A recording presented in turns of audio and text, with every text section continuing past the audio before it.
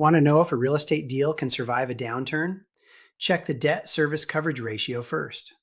Most investors focus on projected returns, but the metric that determines whether a property survives when things go wrong is the debt service coverage ratio, and most deals don't pass the stress test. The debt service coverage ratio, or DSCR, measures whether a property generates enough income to cover its mortgage payment. It's calculated by dividing the net operating income by the annual debt service. Here's a simple example. A property generates $300,000 in net operating income annually. The mortgage payment is $240,000 per year.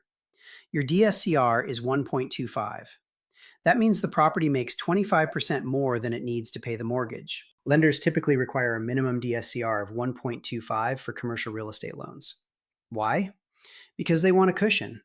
If occupancy drops or expenses increase, the property can still make its mortgage payment without the owner injecting capital. Here's why you should care even more than the lender does. A DSCR below 1.2 is dangerous. One bad quarter, unexpected repairs, higher vacancy, property tax increase, and the property can't cover its debt. The sponsor has to inject capital or risk default. Your distributions get cut or eliminated. A DSCR of 1.25 to 1.35 is healthy. The property has breathing room. Minor issues don't threaten the mortgage payment, and you're still likely to receive distributions even in tough months. A DSCR above 1.5 is conservative. The property is underleveraged, which means you're probably leaving returns on the table, but your investment is very safe. This is what you want in volatile markets, or if you're risk averse. Here's the stress test you should run. Take the projected DSCR from the offering memorandum. Now assume rents drop 10% and expenses increase 10%. Recalculate the DSCR. If it falls below 1.0, the deal has no margin for error. If it stays above 1.15, the deal can weather a storm. And here's what sponsors won't tell you.